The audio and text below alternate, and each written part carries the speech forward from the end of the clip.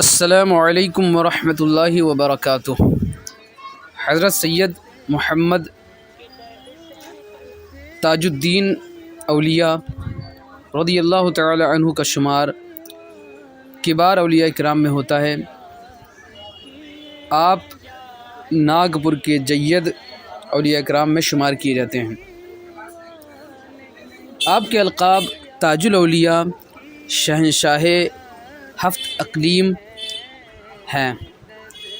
آپ کی ولادت 14 رجب 1277 سن ہجری مطابق 27 جنوری 1861 عیسوی کو جمعرات کے دن ناگپور کے قریب کامتی میں ہوئی۔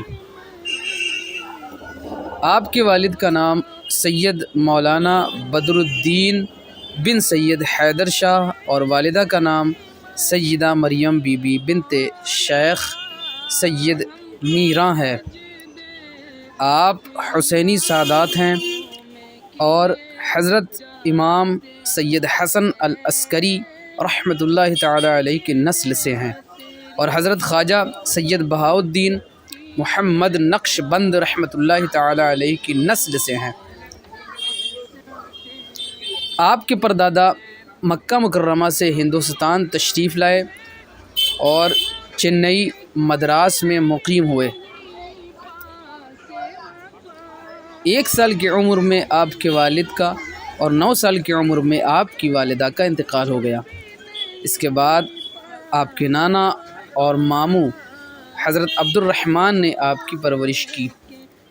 آپ نے کامتھی کے مدرسہ میں تعلیم حاصل کی۔ ایک مرتبہ آپ کی ملاقات حضرت عبداللہ شاہ قادری ناگپوری رحمۃ اللہ علیہ سے ہوئی۔ انہوں نے آپ کو ایک خشک میوہ ڈرائی فروٹ دیا اور فرمایا، کم کھاؤ، کم سوؤ، کم بولو، کثرت سے تلاوت قرآن کرو۔ اس میوے کو کھاتے ہی آپ پر وجد طاری ہو گیا۔ اس کے بعد آپ اکثر وجد میں کھو جاتے تھے۔ 18 سال کی عمر میں سیلاب میں آپ کے ماموں کا مکان تباہ ہو گیا۔ سیلاب میں آپ کے ماموں کا مکان جب تباہ ہو گیا، اس لیے آپ اپنے ماموں کے ساتھ کام کی تلاش کرنے لگی۔ 21 سال کی عمر میں 1298 سن ہجری مطابق 1881 عیسوی میں ناگپور آرمی ریجیمنٹ میں شامل ہوئے۔ فوج کے ساتھ آپ جب ساگر گئے تو وہاں پوری رات حضرت داؤد چشتی رحمۃ اللہ علیہ کی صحبت میں گزارنے لگے۔ آخر میں آپ نے فوج سے استعفیٰ دے دیا اور عالم مجذوبیت میں ساگر کی گلیوں میں گھومنے لگے۔ آپ کی نانی صاحبہ کو پتہ چلا تو وہ آپ کو کامتھی لے گئی۔ آپ گلی میں نکلتے تو بچے آپ پر پتھر پھینکتے، مگر آپ اس سے بے پرواہ ہوتے۔ ایک مرتبہ گھومتے گھومتے آپ ناگپور چلے گئے۔ ایک انگریز عورت نے فریاد کی تو فوج کے افسر نے آپ کو گرفتار کر لیا اور مجسٹریٹ کے حکم سے آپ کو 2 صفر 1310 سن ہجری مطابق 26 اگست 1892 عیسوی کو پاگل خانے میں لایا گیا۔ دوسرے دن ایک سپاہی نے آپ کو کامتھی کی گلیوں میں گھومتے ہوئے دیکھا۔ اس نے یہ بات افسر کو بتائی تو فوراً گھوڑے پر سوار ہو کر تیزی سے ناگپور گیا۔ جب وہ پاگل خانے میں پہنچا تو اس نے دیکھا کہ بابا ایک درخت کے نیچے جلوہ فرما ہیں اور مسکرا رہے ہیں۔ اس نے وہاں کے ڈاکٹر سے بات کی تو ڈاکٹر اس کو اس کوٹری کی طرف لے گیا جہاں بابا کو سلاخوں کے پیچھے بند کیا گیا تھا۔ وہاں پہنچ کر دیکھا تو بابا کوٹری کے اندر ہیں اور مسکرا رہے ہیں۔ افسر کو دیکھ کر آپ نے فرمایا، تم اپنا کام کر رہے ہو اور میں اپنا کام۔ یہ سن کر وہ افسر اتنا متاثر ہوا کہ وہ ہر اتوار کو اپنے پریوار کے ساتھ بابا کی زیارت کے لیے آنے لگا۔ اللہ اکبر۔ ایک مرتبہ آپ لوہے کے برتن میں مٹی بھر کر اسے سر پر رکھ کر جا رہے تھے۔ پاگل خانے کے افسروں نے دیکھا تو حیرت میں پڑ گئے کہ مٹی سے بھرا ہوا برتن آپ کے سر سے تھوڑا اونچا ہوا میں آپ کے ساتھ چل رہا ہے۔ پھر پاگل خانے کے ڈاکٹروں نے آپ کو پاگل خانے کے احاطے کمپاؤنڈ میں لوگوں سے ملنے کی اجازت دے دی۔ اس کے بعد بے شمار لوگ آپ سے ملنے آنے لگے۔ 16 سال تک پاگل خانے میں قیام کے دوران آپ لوگوں کو فیض عطا فرماتے رہے اور آپ کی دعا سے بہت سارے لوگوں کو بیماری سے شفا اور تندرستی ملی اور بے اولادوں کو اولاد ملی۔ ایک مرتبہ ایک پاگل خانے سے بھاگ گیا۔ ڈاکٹر عبد المجید بہت فکر مند ہوئے۔ آپ نے فرمایا فکر مت کرو، وہ جلدی واپس آ جائے گا۔ دوسرے دن وہ پاگل واپس آ گیا۔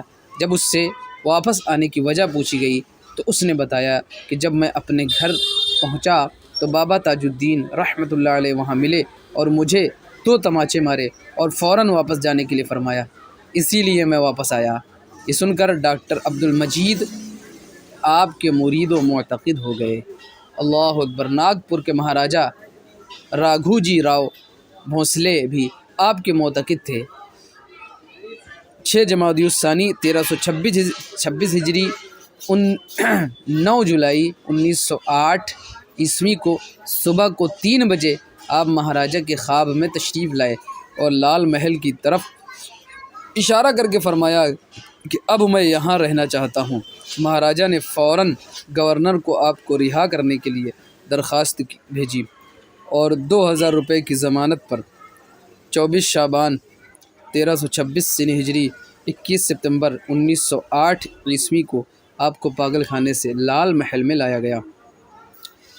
ایک عرصے تک لال محل میں قیام پذیر رہنے کے بعد آپ ناگپور کے قریب واقع میں تشریف لے گئے اور کاشی ناتھ راؤ پٹیل کے مکان میں مقیم ہو گئے۔ یہاں بھی لوگ آپ سے فیض حاصل کرنے کے لیے آنے لگے اور کچھ ہی وقت میں واقع چھوٹا ناگپور کے نام سے مشہور ہو گیا۔ 1339 ہجری مطابق 1920 AD میں آپ ناگپور لال محل میں واپس آئے۔ آپ کی بے شمار کرامات ہیں، ان کرامات میں سے چند کرامات میں آپ کے سامنے ذکر کرتا ہوں، بغور سماعت فرمائیں۔ آپ کنہان ندی کے کنارے ریت میں لیٹے ہوئے تھے۔ شانتا بائی اور سبھدرا بائی نام کی 2 عورتیں آپ کی خدمت میں حاضر ہوئیں۔ دونوں کو کوئی اولاد نہیں تھی۔ جیسے ہی دونوں بابا کے قریب پہنچی تو آپ نے ان کے بغیر بتائے ان کے دل کی خواہش جان لی اور دو لڈو نکالے اور دونوں لڈو میں سے تھوڑا چکھ کر دونوں کو ایک لڈو دیا اور دعا کی شانتا بائی نے اپنا لڈو کھا لیا، مگر سبھدرا بائی نے لڈو نہیں کھایا اور اسے ریت میں نیچے رکھ دیا کیونکہ وہ بابا کا جھوٹا تھا۔ آپ کی دعا سے شانتا بائی کو حمل رہا اور 9 مہینے بعد بیٹا پیدا ہوا۔ 2 مہینے بعد وہ اپنے بیٹے کو لے کر آئی اور بابا کے قدموں میں رکھ دیا۔ یہ دیکھ کر سبھدرا بائی رونے لگی اور کہنے لگی کہ بابا میرا بچہ کہاں ہے؟ آپ نے ریت کی طرف اشارہ کیا اور فرمایا اسے ریت کے نیچے تلاش کرو۔ سبھدرا بائی کو اپنی غلطی کا احساس ہوا، اس نے معافی مانگی، آپ کو رحم آ گیا اور دعا کی کہ دوسرے سال اللہ کے فضل سے سبھدرا بھائی کو بھی بیٹا پیدا ہوا۔ اللہ اکبر کبیرہ۔ جاتے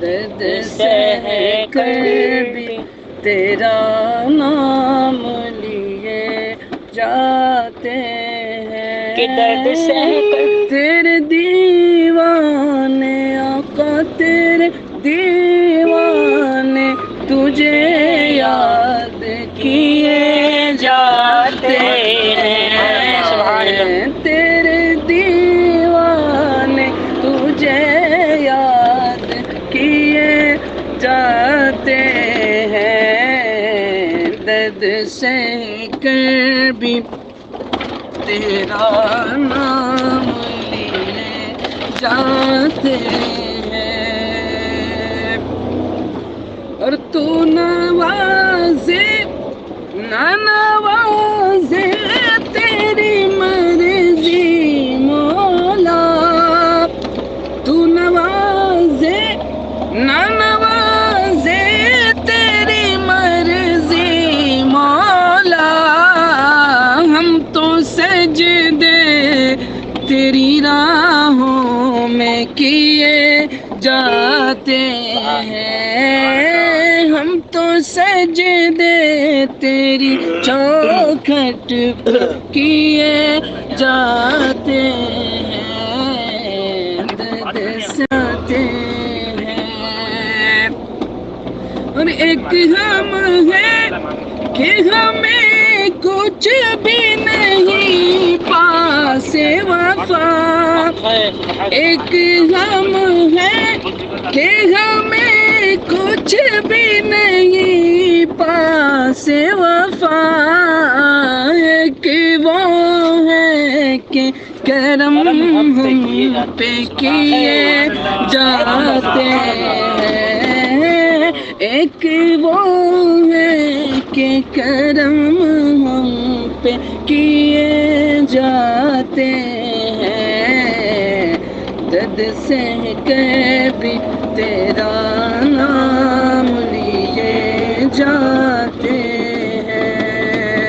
آخری شیئر سمجھ میں جانے والے تیرے قدموں کے نشان باقی ہے، جانے والے تیرے قدموں کے نشان باقی ہے، ہم تو سجدے انہی راہوں میں کیے جاتے ہیں، ہم تو سجدے انہی راہوں میں کیے جاتے ہیں، درد سہ کے بھی تیرا نام لیے جاتے ہیں۔ مقدس سننا، اے فنا عشق کا دستور تجھے کیا معلوم، اے فنا عشق کا دستور تجھے کیا معلوم، عشق میں دل ہی نہیں سے دیے جاتے ہیں، عشق میں دل ہی نہیں سر بھی دیے جاتے ہیں، درد سہ کے بھی تیرا نام لیے جاتے ہیں، تیرے دیوانے آقا تیرے دیوانے تجھے یاد کیے جاتے ہیں، درد سے کہ